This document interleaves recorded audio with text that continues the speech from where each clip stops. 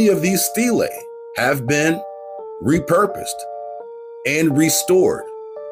Remember Brigitto Lara, the man who forged over 40,000 Mesoamerican artifacts. Many of these artifacts were whitewashed.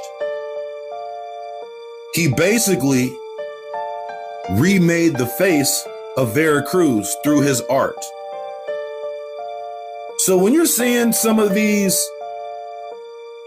depictions, understand what's going on here. Brigitto Lara was faking artifacts, and the archaeologists were dating it in the correct period. They were dated between 200 and 600 AD perfectly. But he just faked it in 1973.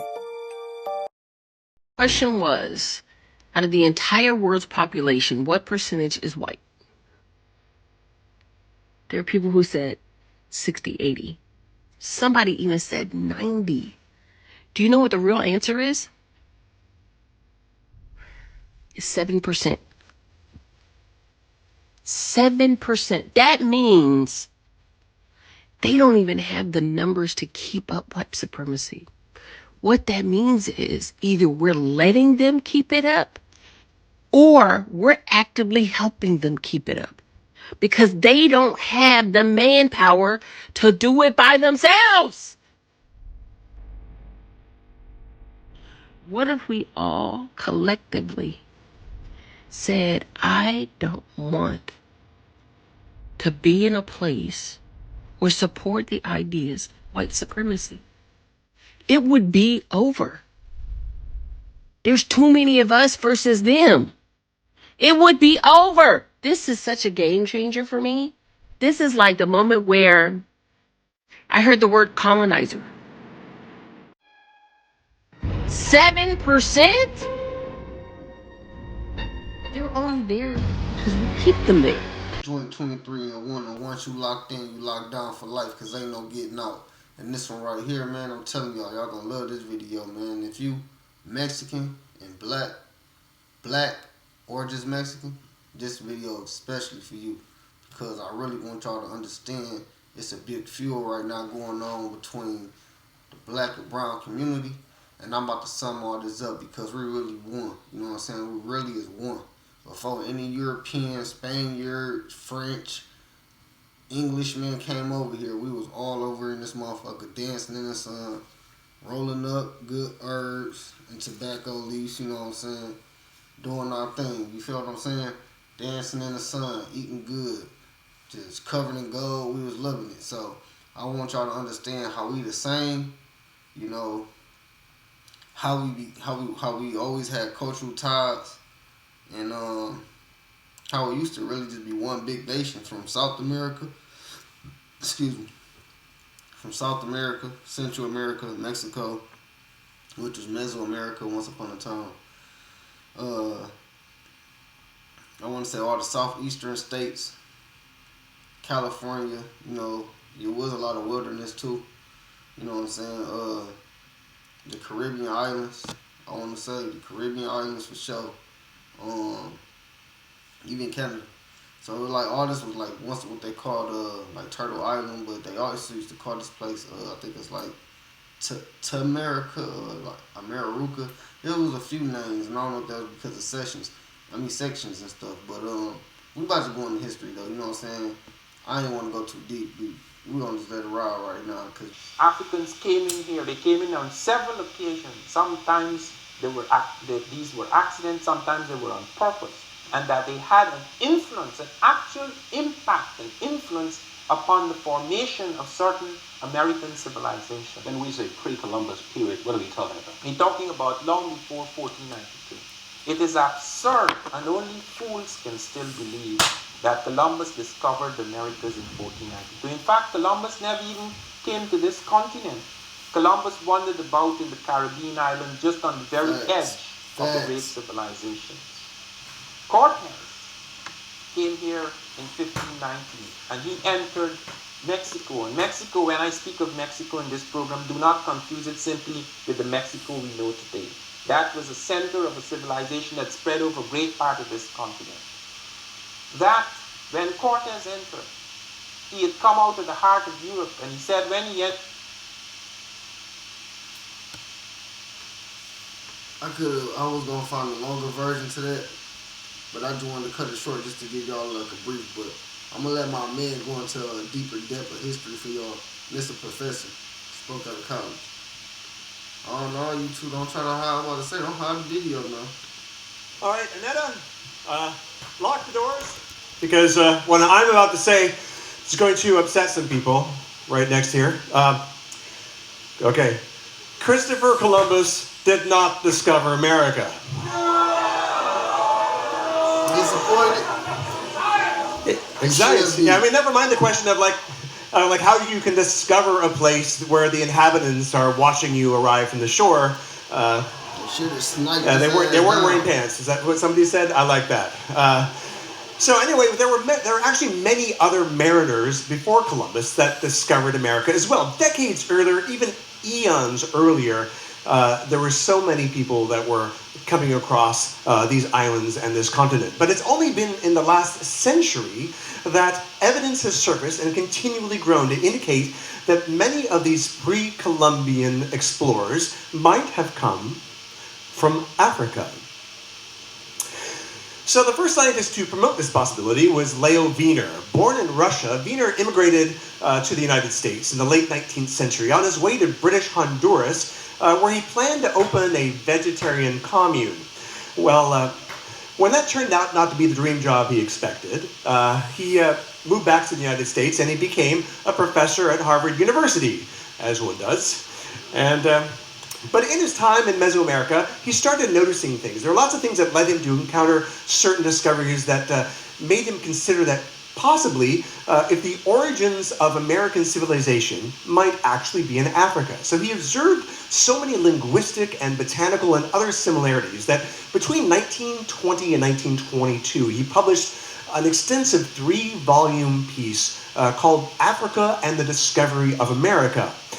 Now, unfortunately, this is the 1920s, so as yet no serious archaeological evidence had been done to, or work had been done to support his botanical theories, because everyone was over-raiding tombs in Egypt and things like that. Nod to Howard Carter.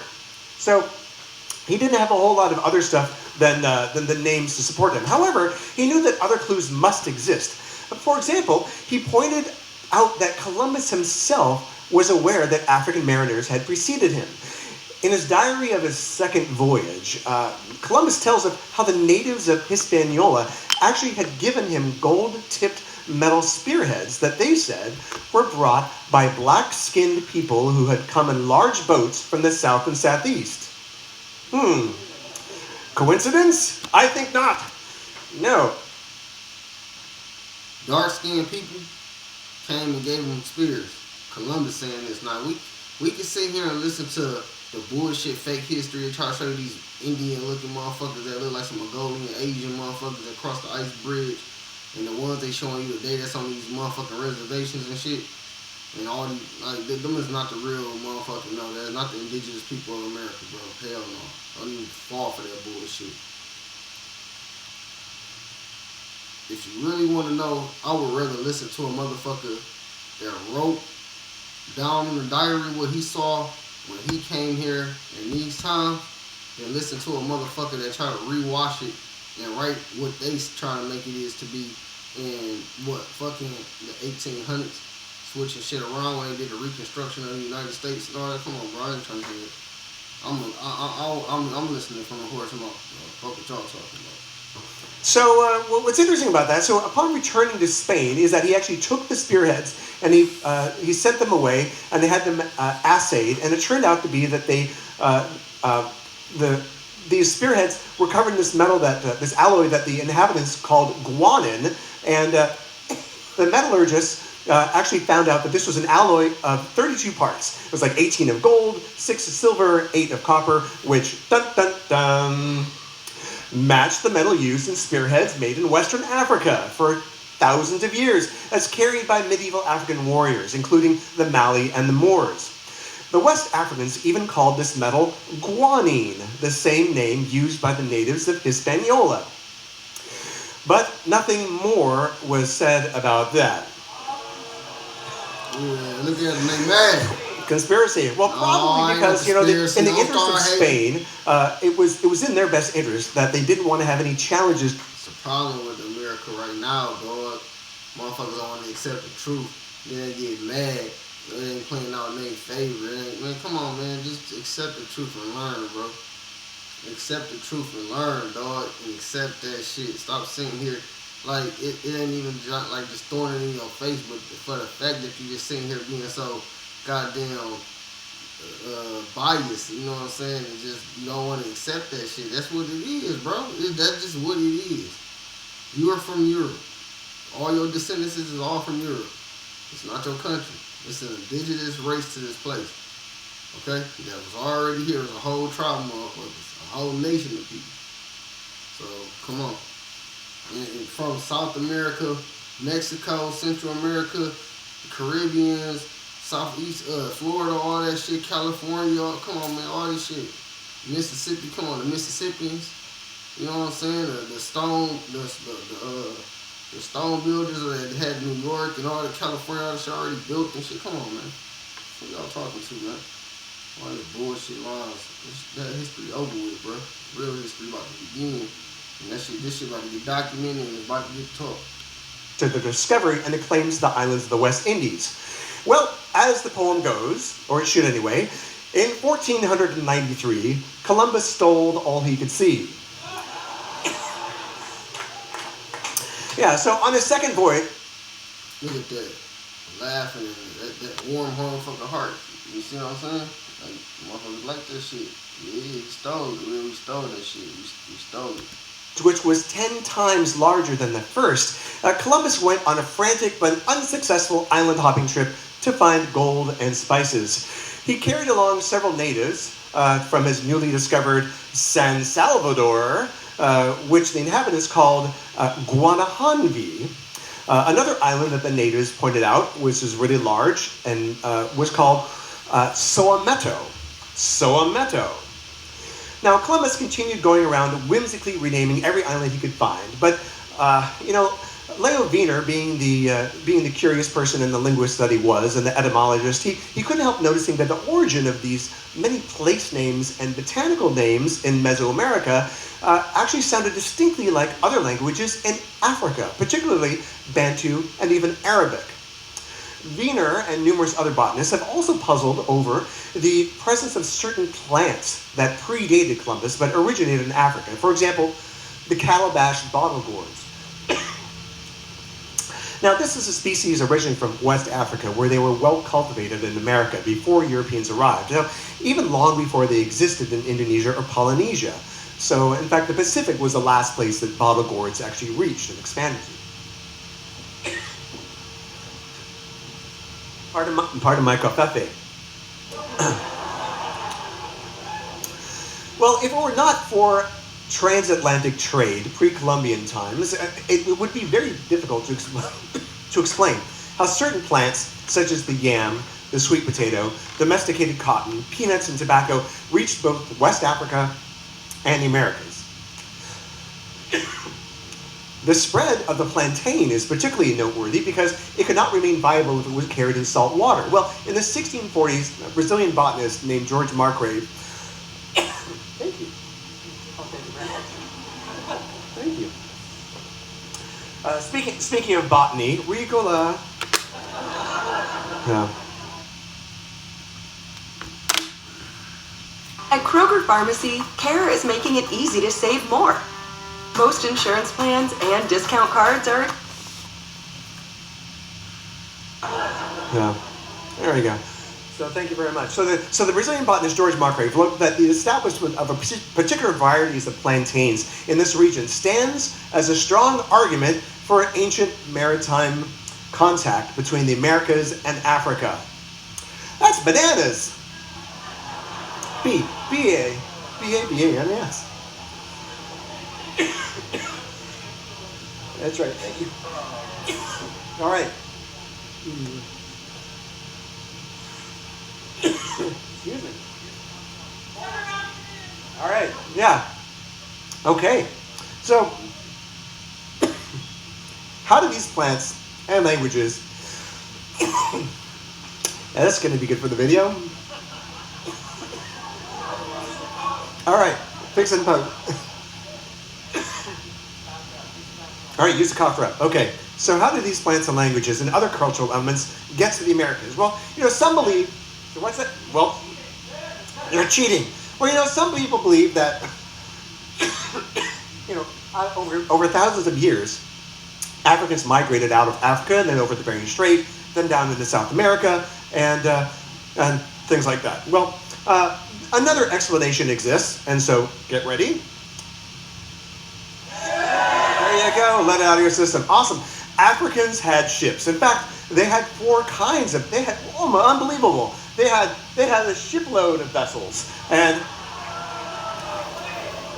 they had away. The anchors way. So, in fact, they had four kinds of vessels. And Nubian pottery, this is an example of Nubian pottery with a painting on it that shows a long-hold pottery, art, that shows either a long-hold boat or a papyrus raft or a hauled-out canoe. And then this other painting beside it is from, the first one was from 3000 BC, and this is a bird's-eye view of an oared riverboat in Chad. And it dates from 3500 BCE. Now, the Africans of Guinea also had dugout canoes hewn from these monumental trees on the coast there. In 1500, just a few years after Columbus's voyage, the Portuguese captain Pacheco Pereira wrote, "In this country can be found the largest canoes made of a single trunk. Some are so large that they hold 80 men." Now, the West Africans were known to lash two dugout canoes together, side by side, and no one questions the seaworthiness of a similar type of Polynesian catamarans. Well, here's a 15th century Portuguese painting of sailing canoes on the Congo estuary. The Portuguese, like Captain Pereira, had heard that African traders were visiting Brazil in the mid-1400s. So to demonstrate that mariners from West Africa could have sailed to the Americas using papyrus vessels as early as 2000 BCE, Norwegian adventurer Tor Heyerdahl actually used ancient shipbuilding techniques in order to construct and sail the Ra 1 and the Ra 2 in 1969 and 70. And generally, some type of sailing vessel will average about 100 miles per day, even without sails. And in an ocean current, something like a raft or a reed boat can average about 60 miles a day. Now, Islamic historian Amir Hajib reported that voyages west from Mali were happening in the year 1311, just 150 years before Columbus. Now, when he asked the Mali emperor, shown here incidentally, holding a globe of the world made of solid gold, asked him, well, tell me about this rumor about Atlantic travel. And he said that his predecessor had commissioned an expedition with 200 ships filled with men and a similar number with gold and water and enough provisions for 2 years. And he said, go out and find something. And if you don't come back, so you find something or you run out of food. And unfortunately, only one ship returned, and the captains told the emperor that we sailed for a very long time until we met what seemed like a river with a strong current flowing in the open. The fact that he sent a crew out there with supplies in gold is a currency. So I wouldn't be sending my people nowhere unless unless I know wherever they're going to run into some people, and maybe they may have to pay a fee, or maybe I'll send them over to actually buy something because I may, heard of something maybe that way. At the end of the day, what I'm basically trying to say is the king of Maui, when he was sending people from Africa over in the 1311 across the seas, maybe it was already a civilization of people over here that look similar like them, and when they came over, they traded and they continued to build more of a civilization amongst each other and trading and all that, and populate amongst each other and grow, and mix cultures.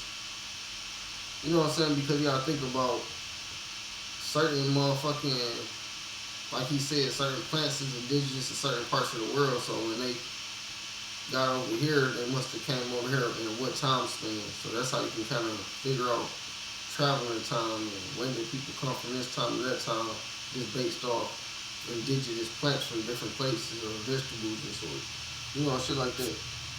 But yeah. See, I was the last ship, and I turned where I was and did not enter the current. The others disappeared. I do not know what became of them.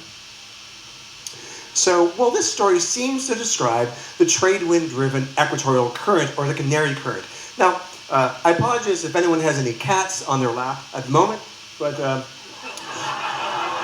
so we basically have.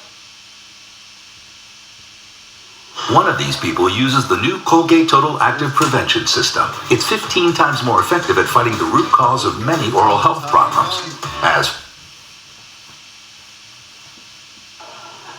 We basically have two rivers, two circular rivers in the ocean here, and you can see it's very easy for Africans from the south and the Angola regions to come up towards the equator, going westwards, or from the western coast of Africa, north of the equator, to go eastwards along that same current.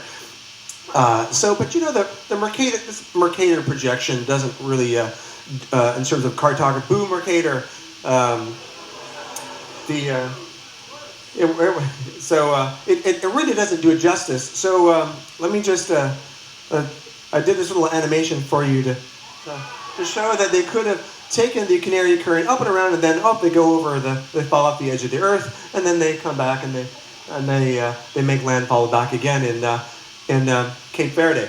So it is definitely possible. So I definitely had to. Now, at least a dozen explorers, including Constantine Ravenous, reported seeing blacks upon reaching the New World. In fact, in 1513, Spanish explorer Vasco Núñez de Balboa, who you might know because people named a very popular dance after him. Anyway, so when Balboa was there, he said he met members of a tribe of Ethiopians in Panama. And according to Balboa's log, these men came from a totally black village that was 2 days' journey away. And he figured that these blacks had come from Ethiopia at a much earlier date. So there are also examples of physical evidence, including pre-Columbian African skeletons, which have been found throughout the Americas. Now, dating between 800 BCE and 300 CE, these murals are from the Temple of the Warriors at Chichen Itza. Now, they clearly feature, the color version is easier to see, but they clearly feature three races. And it's depicting black and Indian allies and a battle against white invaders. Now, because of their long blonde hair jewelry, a skin-hulled boat that we have here, right there, and also the fact that they're fighting naked, which was common for warriors from Ireland, they believe that these are Celtic warriors. And because this mural shows that blacks are clearly fighting on the side of the Mayans, that they must have been integrated into society much longer before this painting was done in order to form that form of alliance. Now, there are numerous pre-Columbian figurines with striking similarities to ancient African artwork. And they've been found in Central and South America. In southeastern Mexico, there are 18 rock statues of heads up to 11 feet tall that are facing the ocean, looking east. Now, archaeologists call it... My bad, y'all. I just want to go right here and let y'all see something. Okay, so the Phoenicians is known to be the Ethiopians. If a lot of y'all don't know. Basically, the Phoenicians is the ancient, I don't even want to say ancient, but they are basically the Ethiopians, and Ethiopians carry the teachings of the Phoenicians. And the Olmecs is one of the oldest civilizations known to Mesoamerica. And if you don't know, Mesoamerica is today what you know as Mexico. And these statues, these heads right here, these Olmec heads, with the wider noses, where it says Olmec under, those were found by I want to say Mexican, I don't know if they were just farmers, and they dug them up and they found these heads buried underground, and some of them just there. So these are statements, you know what I'm saying? So Mexico ended up gifting Ethiopia an original head, and Ethiopia has one over there.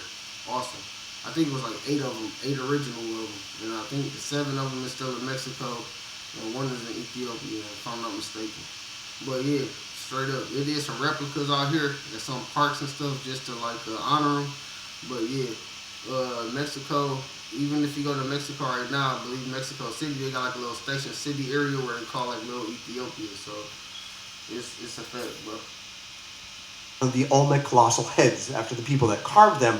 And they were produced for 50 to 200 years and date from at least 900 BCE when they were mysteriously buried for some reason. So it should, now think about it. It took enormous effort to quarry these. The smallest one was 6 tons, so 6 to 50 ton blocks, to quarry them and carry them 75 miles away from the quarry, and then carve them and then erect them. These people that they modeled them after must have been important. Whoever they were, they must have been important to be remembered or obeyed or worshipped. Well, Jose Megliar Serrano, the archaeologist who first uncovered them, he pointed out that facial features look amazingly like African blacks, and they all display distinctive headgear or protective helmets. Now, however, some people think that these are actually the facial figures of overweight babies. Yeah, I think they needed to wear helmets when they were babies if they think that. So, and then still others find it easier to believe that instead of Africans, those depicted or responsible for these sculptures, and as well as the Mesoamerican pyramids, were not African Americans, but dun dun dun. So why is it that so many people have never heard of this alternative of American discovery by the continent's nearest neighbors?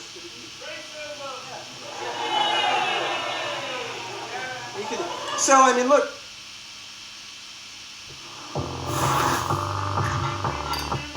Get 3 times points on travel and dining.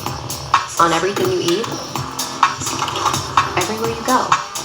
With Chase Sapphire Reserve, make more of what's yours.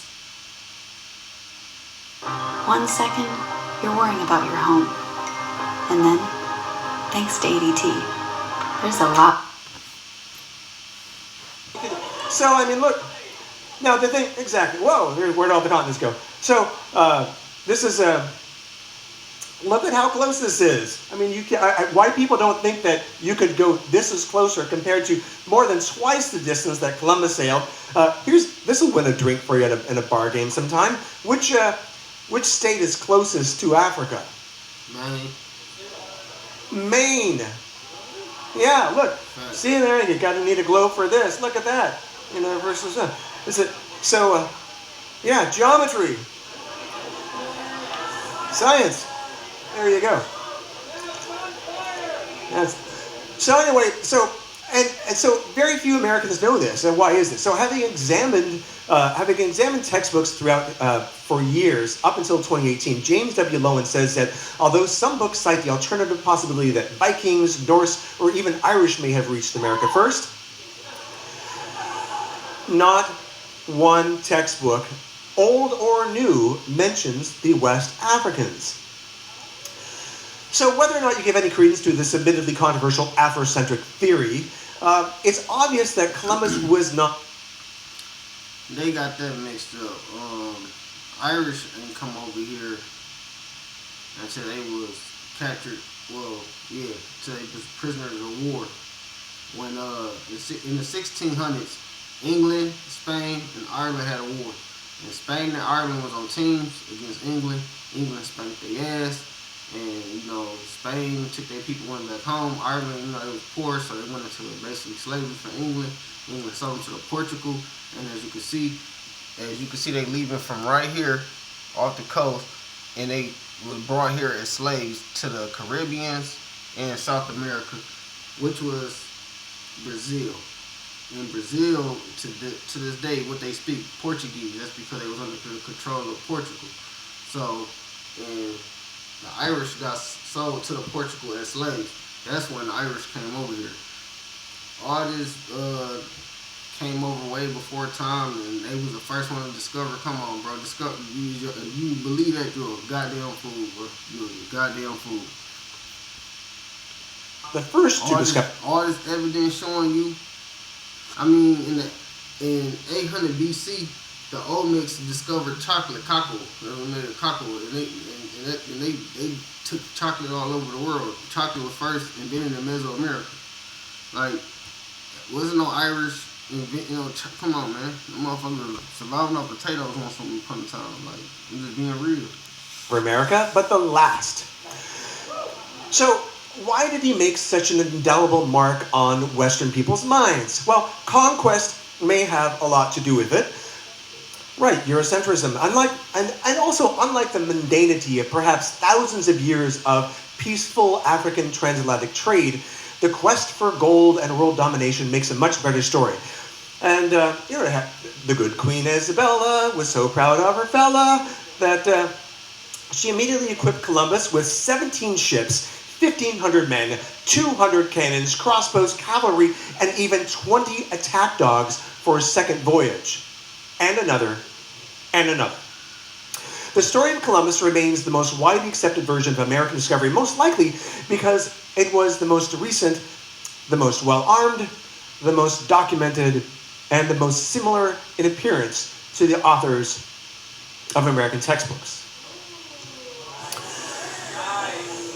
And one other thing that should be pointed out here is that in the years after Columbus discovered America, in 400 years, 20 million Africans were stripped from the coast of Africa, half of them dying in transit for slavery, who knows how many fleeing inland. And at the same time, within 5 years of Columbus's arrival in the New World, 90% of the indigenous population had died from disease or murder. 90%. So the fact is, that leaves few people to have a written or memory or an oral history of the seafaring of their African discoverers. Historian Samuel D. Marble wrote, as a subject for research, the possibility of African discovery of America has never been a tempting one for American historians. We choose our own history, or more accurately, we select those vistas of history that more or less kind of explain to have the promise of the greatest satisfaction for ourselves. And we have had little appetite to explore the possibility that our founding father was a black man. So nevertheless, there is considerable evidence to suggest that African mariners also participated in this great adventure, no less than Vikings, the Portuguese, Spaniards, Celts, Chinese, Polynesians, and Arabs, and others. So now I would like to raise a toast to all the discoverers of America before Columbus, wherever you may came from. May more of us discover you.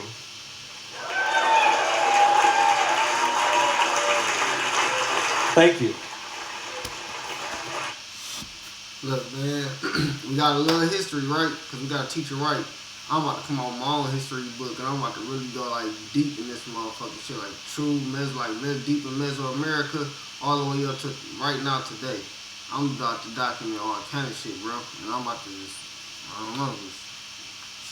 start giving that motherfucker out, teaching that shit, go viral with that motherfucker.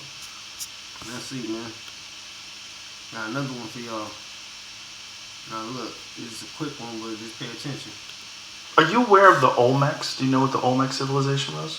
No. It's quite a mystery. They don't exactly know what they did or what their culture was all about, but they had these heads that they left behind, these sculpted gigantic stone heads that resemble African people. This is the Olmecs. Oh wow! Where were the Olmecs? In South America. Oh yeah, it says Olmecs. Yes, South America, Mexico, Central America, and there's a lot of them. And these images are very African-looking faces, and they don't really know what the history of them were. And they think some of them existed in the neighborhood of 6,000 years ago. But you know, when you're looking at stone, it's hard because they carbon date the stuff that's around the stone as they unearth it, but that doesn't really necessarily give them an accurate sense of when it was constructed.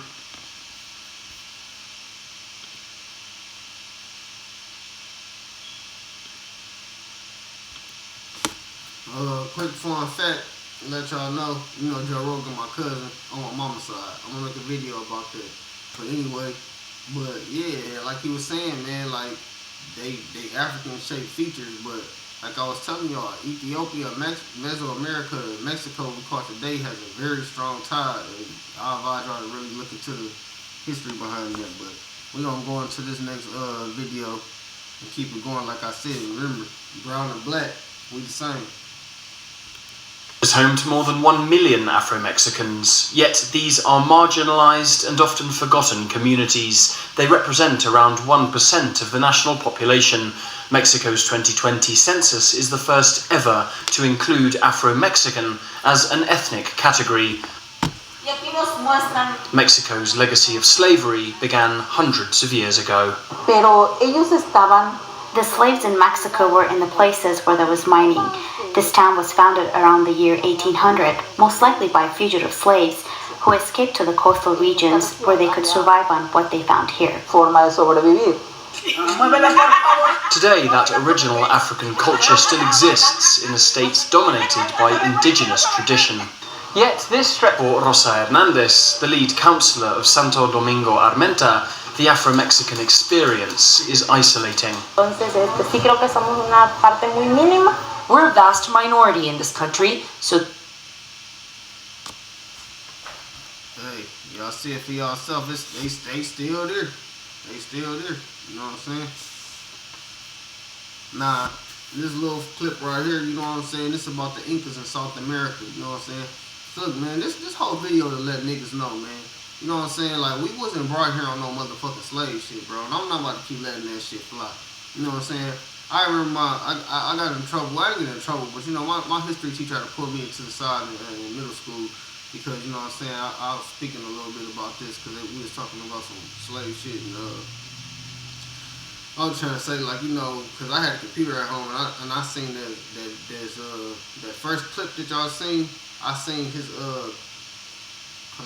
America Before Columbus, Black America Before Columbus, and I went to school talking about that shit. My teacher, you know what I'm saying, pulled me to the side. Long story short, that's here and there. But this is the Incas, you know what I'm saying. This is about the blacks that was in South America, and you know what I'm saying. Just watch this shit, man, to understand. You know what I'm saying. We was not brought here on no slave shit by no motherfucking pilgrims, bro. Okay, ain't no itty bitty European round up a bunch of niggas. Millions of niggas on boats through a short period of time and back and forth and populated all of us over here, and we were just slaves working for them and on fields and shit. That's all a fucking lie, bro. It's all a lie. It's all a lie. And the motherfucker that was being enslaved, they was already here. Somehow some shit went bad, some trading, and just a whole bunch of bad business, and some motherfuckers did some crooked shit. And they try to use force to keep it their way, and as you can see today, we still dealing with the same bullshit. So I'm gonna let this rock out. Black and brown, remember, we the same.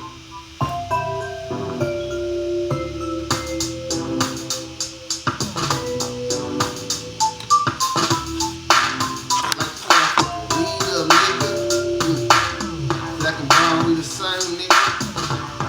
We the gang, nigga. Black and brown, we the same, nigga. Hell yeah, we the gang, nigga. Black and brown, nigga. Black and brown, we black and brown. It's the motherfucking gang, nigga. It's the motherfucking tribe, nigga. Yeah, it's the motherfucking gang, nigga.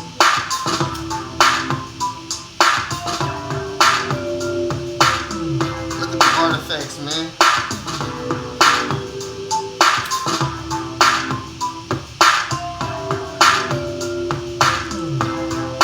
These paintings, man, you know what I'm saying?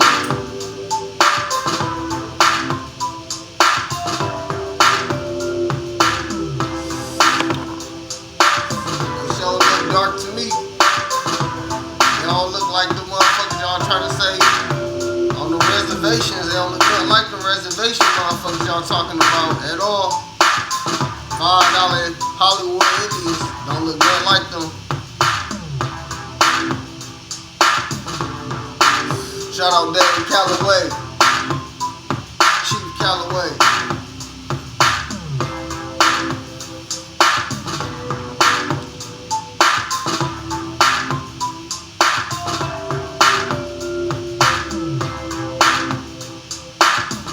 Artifact, look, these papers ain't lying to you, man.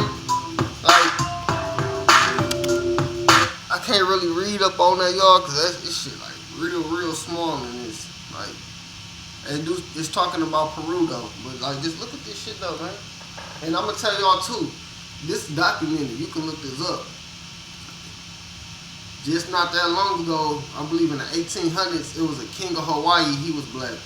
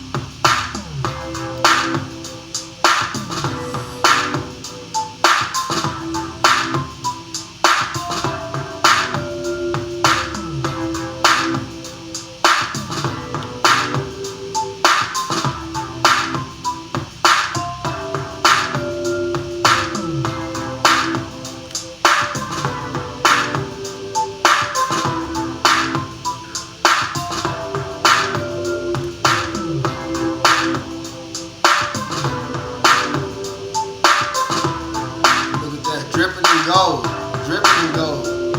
And if y'all notice, I'm about to go back to that one. I want to go back to this one. Oh shit. My shit running a little slow. I don't know why though. Alright, there we go. Alright. If y'all notice, look at this hand movement, right? Do that look familiar? And not just that. Look at the sun. The sun is right here, the snakes. And if y'all don't know, the snake is a divine. So people be like, oh, that nigga a snake. The snake is a divine creature. So a snake is true to his nature. It's a very divine creature. So you shouldn't be calling people snakes, because if a person is grimy, that wouldn't be a snake. You have to find another creature to identify them. But this, look at this. What you see, man? Gold. Dripping in gold, my dog. Gold sun. Because we worship the sun, bro. We stayed in that sun. We worship that sun. The sun feeds everything in this world. This whole world needs the sun to grow. We need a vitamin D from the sun to grow. We need the sun. So how can anybody be on this earth and not need the sun? How can you survive? The sun is your enemy. If the sun is killing your ass, then you is not of this earth. Some biologically, some shit, something ain't right. Something ain't right, but you know. And another thing, like, to say like everybody believed in Christ and that was always our thing. Black people were so quick to run to church and Jesus stuff, bro. You understand, we had a culture outside of that, bro. And we got killed for even, you know what I'm saying, being us and doing us. You know what I'm saying? A lot of us had to be with that shit, you know what I'm saying, just to stay alive. You know what I'm saying? That should tell you something. Why would you still want to carry that shit on if you got the freedom to break away from it? Because you still trapped, you slave to that shit. You know, our pastors and black leaders and shit ain't doing no better by just coping with this shit and complying instead of going back learning that shit. And you know what I'm saying? All of us come together and start rebuilding our shit and become like one big ass community and make something black. We always complaining and marching and crying and these laws ain't we getting treated like this and that. Let's do something about this shit, nigga. Fuckers be sitting here keep crying and marching and all this shit for nigga. They about to take away all that civil rights act shit that's going on. Nigga, they trying to get rid of everything black like they've been doing. But anyway, it's the real shit. I ain't got time for this shit.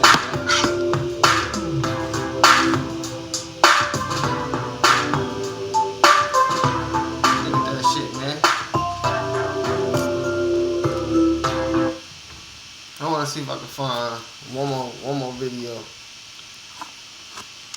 I can find it.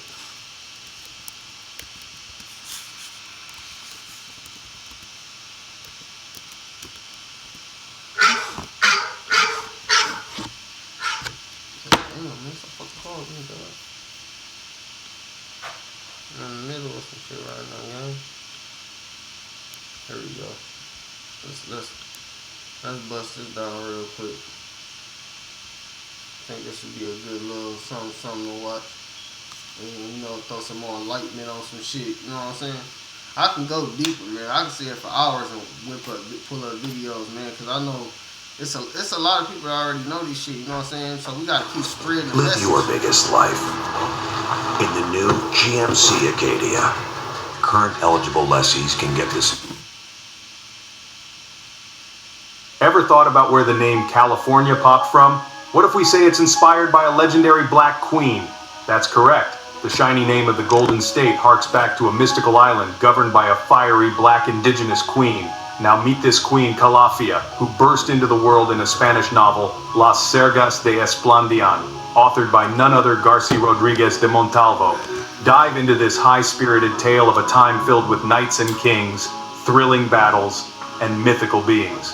Welcome to the island of California, inhabited by indigenous black Amazons who rode griffins, all under the command of Queen Calafia.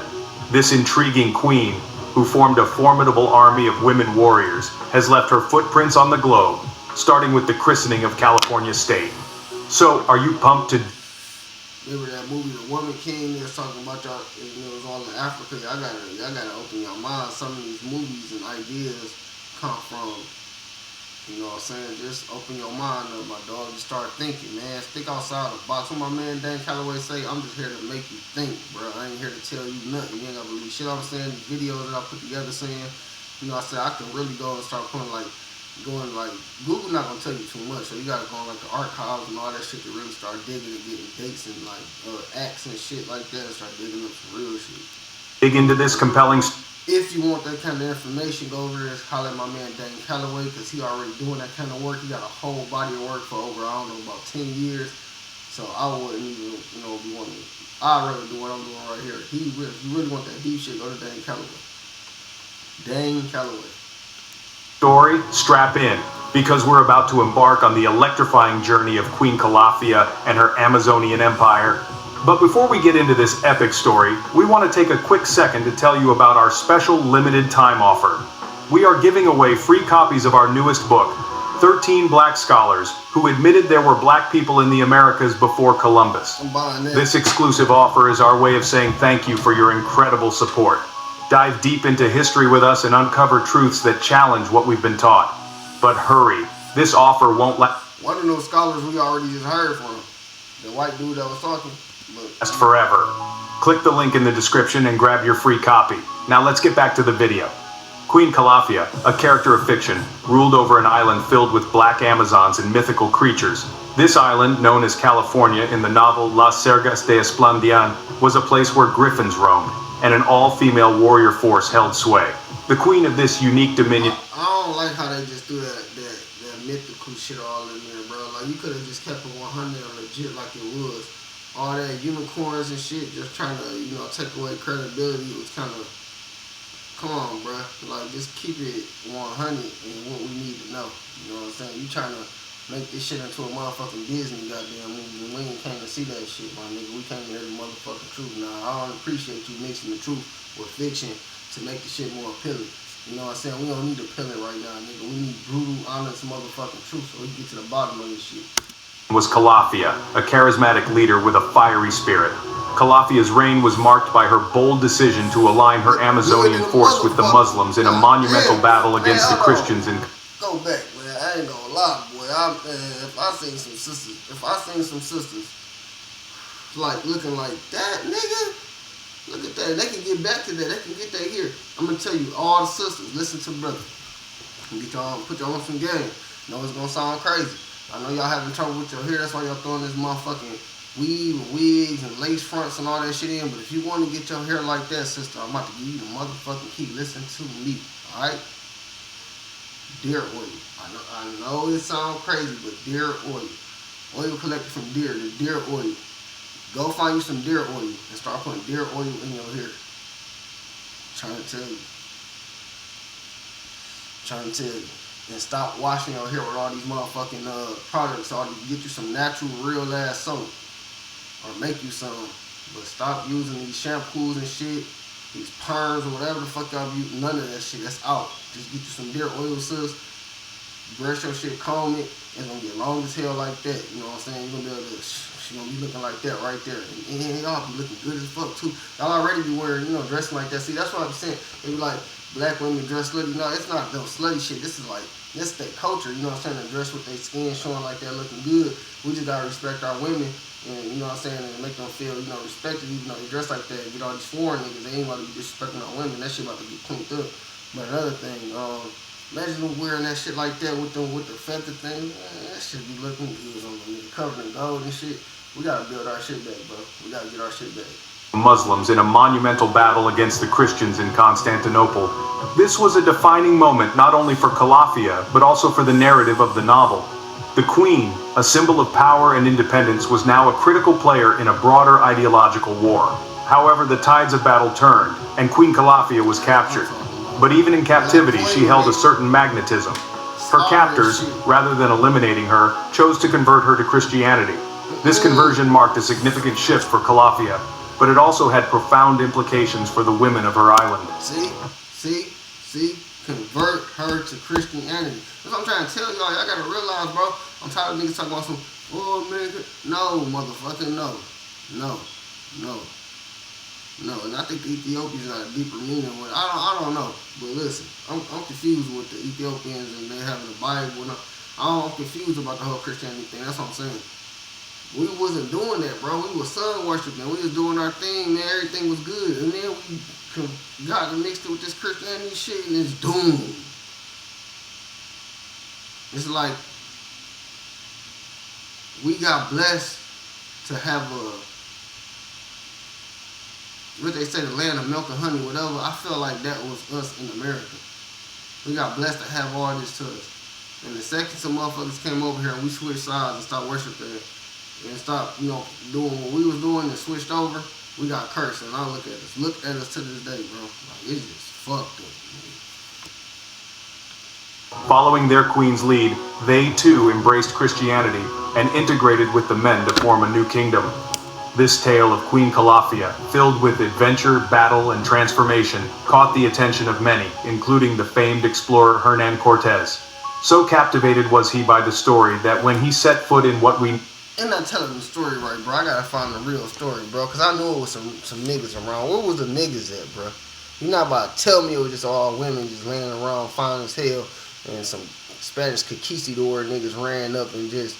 That can't be right, bro. I want to hear the real story. Somebody about to tell me the real motherfucking story.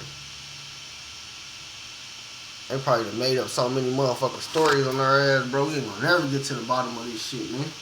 On carparts.com, you get access to over 1 million quality parts. Oh, that's my speed.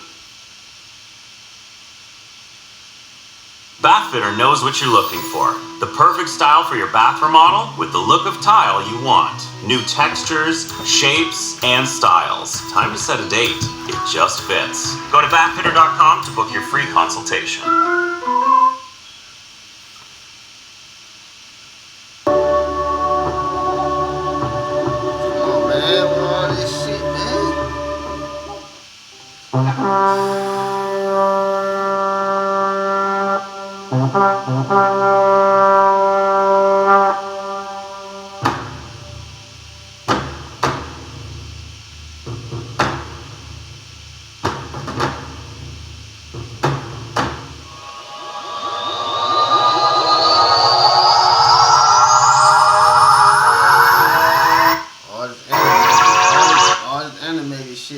Talking about the exploits of Esplendia in 1510. Alright, an island, a wonderful island called California. Remember what I showed you in the beginning? Alright, a lot of these maps showing California as an island. At the right hand of the Indies. The right hand of the Indies? Like the farthest always a far distant land, right? These mythical places are always in an unknown region on the other side of the India, West Indies, all right? Very close to that part of the terrestrial paradise. What? California? Very close to the terrestrial paradise? What have we been learning? What is all the correlation we've come up with? We've shown that this is a true old world and this is a possible location of the Garden of Eden. All right, so this book, somehow, you know, why he's saying this in this story in 1510, which correlates with so much that we've been learning recently, right? How did he know? I mean, you know, let's go into this. Which was inhabited by black women. What? So we got an island named California at the right hand of the Indies. Hold on, from this article. That's what I'm saying. We gotta find out where this information coming from. Now this say the Historical Society of Southern California. We need to find out where. Okay, me personally, y'all, I'm gonna start taking trips and shit and start digging into some shit. Like I ain't gonna lie, man. The joint 23-1 about to become bigger than what it is. You know what I'm saying? I mean, we gonna cover all kind of shit. You know what I'm saying? We gonna get the community together. But I feel like it's my job to go out here and do some real deep soul digging. You know what I'm saying? And some cultural digging, so I can come back and heal my people. Because you know what I'm saying? I see my sisters out here. You know what I'm saying? And I don't like, you know, I don't like what I'm seeing with me and my brothers and my sisters. You know what I'm saying? I just saying I ain't feeling it, my nigga. I ain't feeling it. So I'm about to go out here and do something about something. You know what I'm saying? Me personally, you know what I'm saying? I got some other little shit I gotta deal with. That's here near here, man. We ain't got it. You know what I'm saying? Like I said, the Historical Society of Southern California. Motherfuckers need to really start like going to these places, you know what I'm saying? These museums. From the Historical Society of Southern California, as you can see here. The source of this, well, it's called New Light on the Name of California. All right, by Herbert D. Austin. The source of this is the annual publication of the Historical Society of Southern California, Volume 12, Number 3, from 1923, pages 29 to 31. Here now it says, in it figures a wild and wonderful island called California. Alright, we're talking about the exploits of Esplandian in 1510. Alright, an island, a wonderful island called California. Remember what I showed you in the beginning? Alright, a lot of these maps showing California as an island.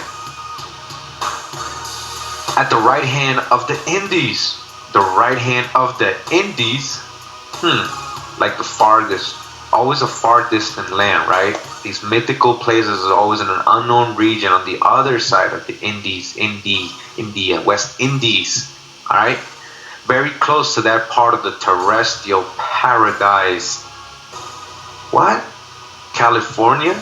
Very close to the terrestrial paradise? What have we been learning? What is all the correlation we've come up with? We've shown that this is a true old world and this is a possible location of the Garden of Eden. Alright, so this book, somehow, you know, why he's saying this in this story in 1510, which correlates with so much that we've been learning recently, right? How did he know? I mean, you know, let's go into this. Which was inhabited by black women. What?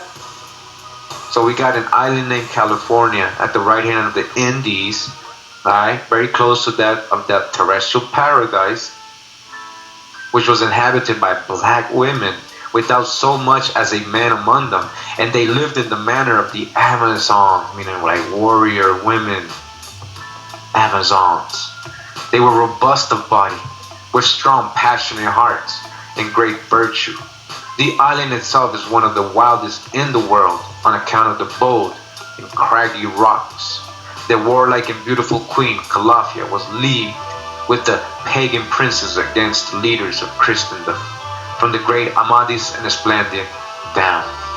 And it says here, in the old French epic, the Song of Roland. Alright, here we go again, the Song of Roland, at least 400 years earlier. Again, to letting you know it's older, 400 years earlier than the Esplandian. Mention is made of a pagan city or country, California. a pagan city. Didn't they call your ancestors pagans too? Which, along with northern barbarian tribes, so this country, California, is different than the northern barbarian tribes because it's separating it, right? And with other Sicily, separating it with these Mediterranean people, and African, and separating it from the Africans, is regarded as a great potential danger to the host of Christendom. And so I was saying that all these kingdoms are a threat. This California is on their list as one of those kingdoms that's a threat to the Christendom. And this earlier occurrence of a name so strikingly similar to that of California has given rise to numerous observations on the part of inquiring minds, ranging all the way from skepticism to affirmation, affirmation. Whether it was taken by Montalvo with some slight alteration from the Chanson de Roland, or whether both got it from a common source or related sources. The ultimate origin and etymology was as obscure as ever. Alright, so it's saying that these two could have got it from another source. Alright, this French Chanson de Roland and these other romance epics, Amadis de Gaul and the Exploits of Esplandian from the Harvard Divinity. Depend on Chevy Certified Service. With Tire Price Match Guarantee, Chevy Certified Service will match the best price on tires designed, engineered, and tested for your... From the Harvard Divinity School, says Andover Harvard Theological Library. The book is called His Level Best and Other Stories by Edward E. Hale. Alright, from 1885. The Queen of California. This is in page 232, I believe. 234. And it says, in the winter of 1862, I read for the first time the Spanish romance of the Sagas of Esplandian. It is sometimes cited as the first book of Amadis of Gaul, but is by Garcia Ordóñez de Montalvo, the translator of Amadis, a workman very inferior to Lobeda, who must be rated, I think, very highly among the writers of narrative, coming to the allusion in this forgotten romance to the island of California, very near to the terrestrial paradise. I saw at once that here was the origin of the name of the state of California, long sought for by the antiquarians of the state, but long forgotten. For the romance seems to have been published in 1510.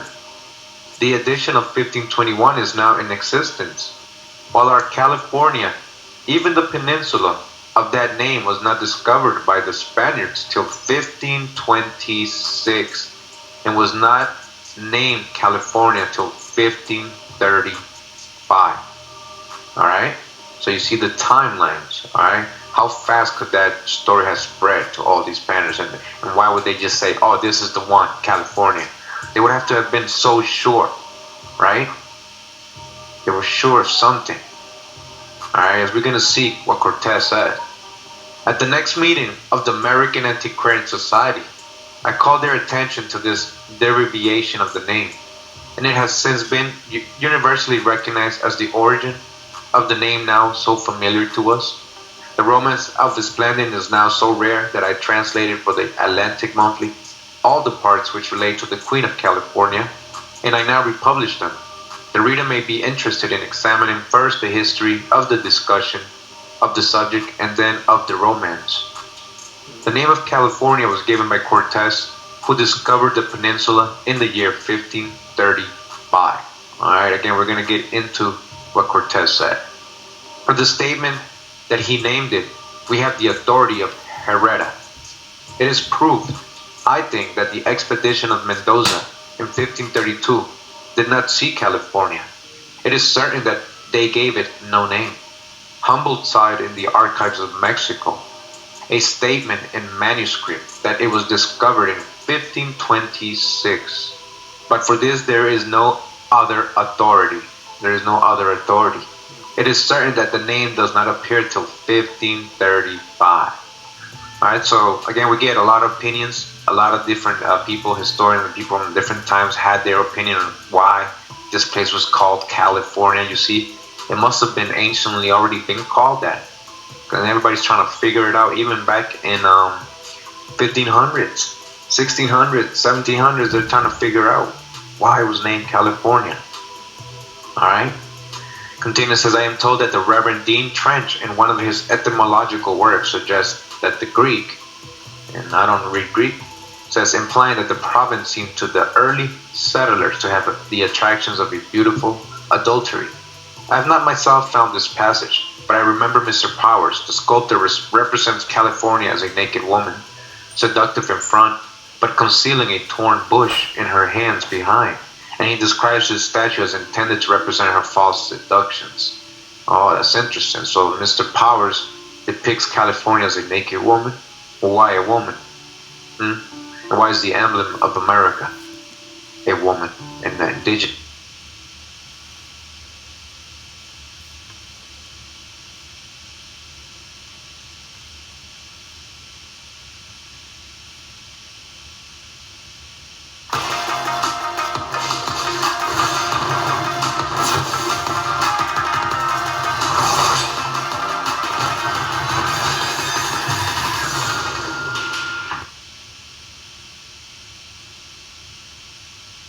A woman. Y'all see that right there? Y'all see this right here? Where is it?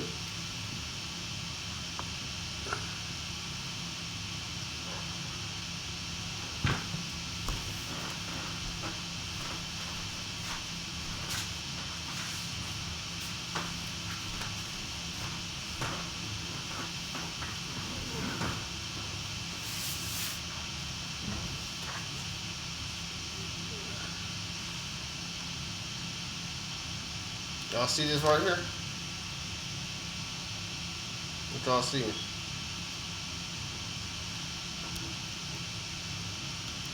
And the indigenous woman, right? And it's in California, all right? And what is the state seal of California?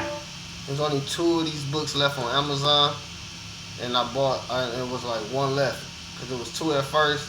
I put it in my motherfucking basket. Something happened with my motherfucking card and some shit. So I had to redo it. And when I went back to redo it, it said 1 more left. I was like, what the fuck? And I hurried up and did that shit so quick. It cost me $60-something for this book. $60-something, like $68. After shipping and all that shit and the taxes, it was like $71.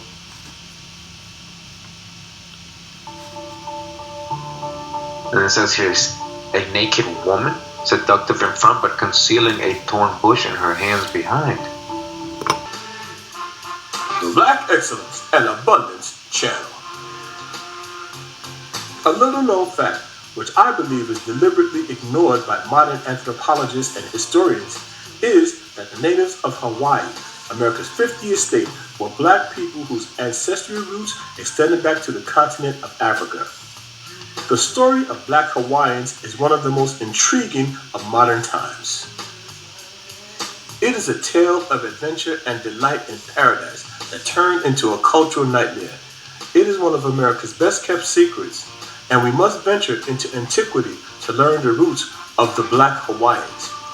This black culture once brightened the Pacific for over 2,000 years.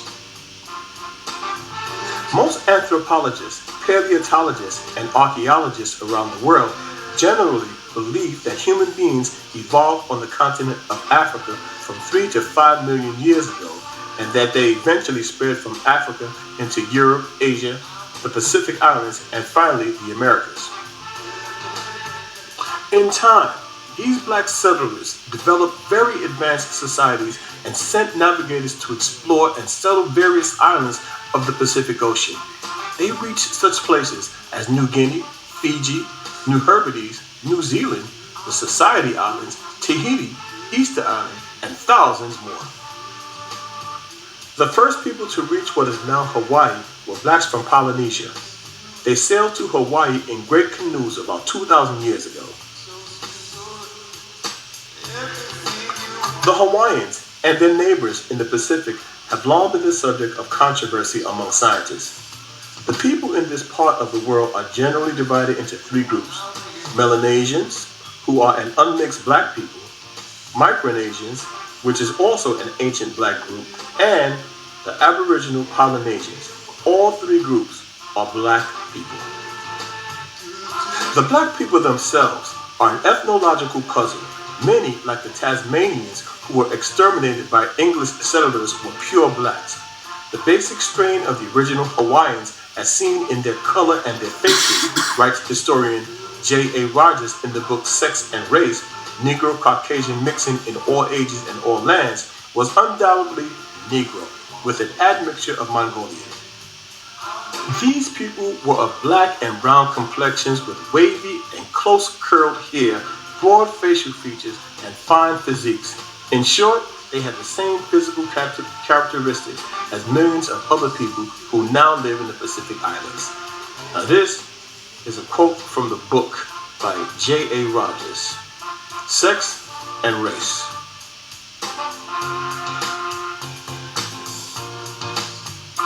Negro-Caucasian mixing in all ages and all lands. According to one early legend, these early settlers named their home New Hawaii in honor of a chief named Hawaii Lua, who is said to have led the Polynesians to the islands.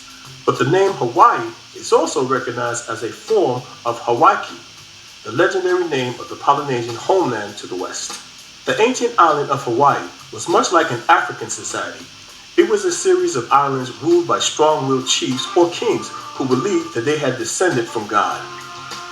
A court genealogist, similar to the African griot, cited names, family exploits, battles, and past glories of a proud people and their royal leaders. Hawaiian life revolved around religious ceremonies. Believe it or not, folks, right here in America, there were many black African kings and queens in Hawaii. People like King Kamehameha,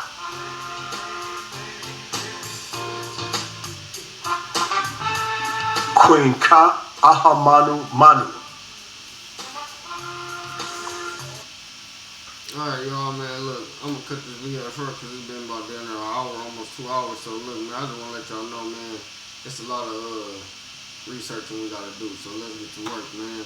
I appreciate y'all for tuning in, man. I got some more for y'all, man. Y'all tell me what y'all think in the comments, man. And look, like I said, we got some work to do, man. A lot of research to do.